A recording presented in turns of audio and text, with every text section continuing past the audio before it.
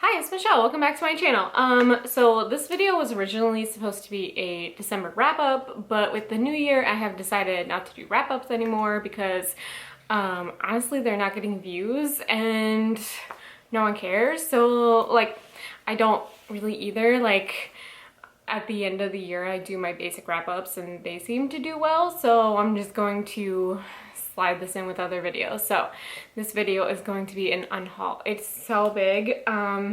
My stacks are falling over.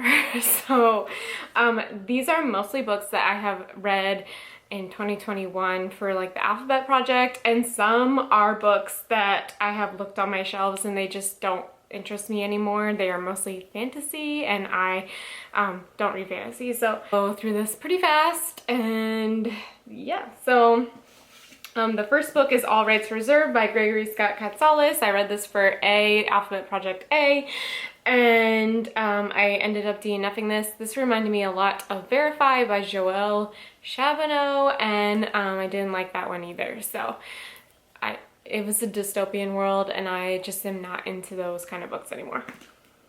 Ooh. The next one is Dead Girl Society by Michelle Chris. This, I tried, I read the first chapter and it just didn't hook me, and I was also in quite a reading slump, and this just like did nothing for me, so into the unhaul pile. The next was also for A. This is Angus Thongs in Full Frontal Snogging by Louise Renninson. My issue with this is that this was written over 20 years ago, and some of the jokes just don't fly for me in particular anymore. I thought it was offensive, so I just ended up DNFing it. The next one is Dreamland Burning by Jennifer Latham. This was also for D. I ended up DNFing this one as well. This is the story of the Tulsa race riots, and it was a white author and the main character was black, and I just like felt a disconnect with this whole book, so not for me. The next book I have not read, but I know that it's like a fantasy or historical fiction. It's just, no, it's been on my shelf forever, and that's The Girl from Everywhere. It's just, I'm never gonna read this. It's gone with me through so many moves, and I just need to let it go. I'm never gonna read this.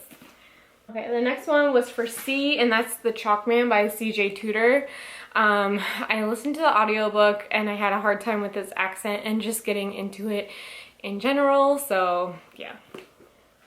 Okay, the next one I did read, but not for any project. I actually read this a while ago and gave it 5 stars. But this is The Bells by Lionel Clayton.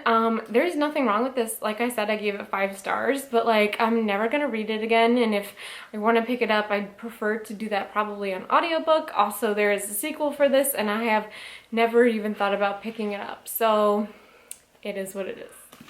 The next one is a DNF for D, and that's Dread Nation by Justina Ireland. This is historical fiction and also has to do with zombies, and neither of those two things I care about. Next one I did read, and I gave it 3 stars, 3.5 stars I think, and that's Daughter of Deep Silence by Carrie Ryan. This was not bad in any shape or form. I just listened to the audiobook, and I feel like if I wanted to read it again, I would just pick up the audiobook again. I did read this one as well. I think I read it for my October TBR, and that's The Accident Season by Maura Fowley Doyle. Didn't really love this one. I think I gave it 2 stars. There was a relationship in here in particular that I really didn't like, so I'm not gonna, no.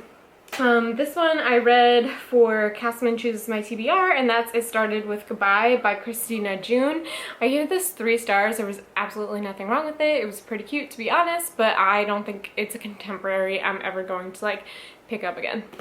And next in this pile is In the Woods by Tana French. This was another DNF. God, this writing was just so fucking boring, so it didn't work for me. Next is one that I tried to read and turned out to be religious, which no, and that's Wrapped Up in Christmas Joy by Janice Lynn. I actually found the audiobook fit for this on my Hoopla, and did not work for me, so. The next is, oh god, I got at a book club book exchange, and that's Witches Steeped in Gold. It's still in the out crate thing, so the girl that I got it from didn't want it, and I don't want it because I don't read fantasy. However, when I sell these books, I'm sure someone will be really happy to get this out crate edition, so there's that. Next is one I DNF for the Alphabet Project, and that's The Beauty That Remains by Ashley Woodfolk. Normally I like hard-hitting contemporaries, but there was just something about this that like didn't work for me, and this was also the beginning of my slump, so like that could have happened too, but I just don't feel like I'm ever gonna want to pick this up. Next is All the Bad Apples by Maura Fowley Doyle. I actually really like this one, but I listened to the audiobook of this, and this is an ARC, so I feel like I would just pick up the audiobook again, to be honest. Next is also an ARC, and I read this for the Alphabet Project, and that's As She Fades by Abby Glines. God, this started out so good, and then left me really disappointed at the end, and I think I ended up giving it 3 stars. But it definitely like wasn't the worst thing I've ever read, but I don't think I'm gonna pick it up again. The next book is the worst book that I read in 2021, and that's An Imaginary Friend by Stephen Chbosky. This is probably one of the worst books I've ever read, so has to go. Next is The Couple Next Door by Sherry LaPena. I actually really like this. I gave this 3 stars, but once again I listened to it on audio, so I'd probably just pick up the audiobook again. Next is this whole series, so if I ever find the books in these piles again, I'll just not show you because I'm getting rid of the whole series, and that's the Legend series by Marie Lu. I had read this twice now, and it's okay, but I was listening to the last one and just truly did not care. Also, I was listening to the last one when the whole NFT thing came out, and it just like kind of changed my opinion of Marie Lu there for a second, so I'm getting rid of this. And that whole series is going. Next is Broken Things by Lauren Oliver. I read this for B.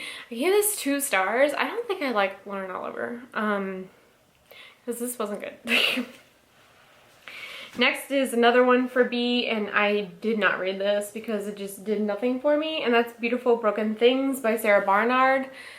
I wish I liked it because of this cover alone, but like this did absolutely nothing for me, so yeah. Next is Backlash by Sarah Dare Littman. I actually gave this 3 stars. There's nothing wrong with it. However, this is another one. If I wanted to read it again, I'd pick it up on audiobook. Next is The Conspiracy of Us, and I read this for C. I think I gave this 3 stars. Once again, nothing wrong with it, but would pick up the audiobook. This is one that I have not read, but was one that I was just like, yeah, I'm never gonna read that, and that's The Lie Tree by Frances Harding.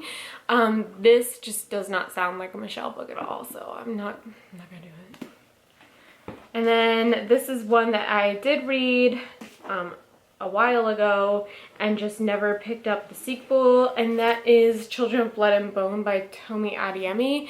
There was nothing wrong with this. It was just like, I'm never gonna read it again, and I've never picked up the sequel, so I don't know. Okay, next, this has been on my shelf for so long, but that's Final Girls by Riley Sager. I have gotten rid of all the Riley Sager that I own. There's like a big spot missing in my shelves. But I read this a while ago and ended up giving it 5 stars. But like the thing with mysteries is once you've read them, you like know. So I'm gonna stop buying mysteries because what's the point? Next is another whole series, and that's The Illuminae Files by Amy Kaufman and Jay Kristoff. So Jay Kristoff was in like another drama on Twitter recently, and I have honestly just had enough of them.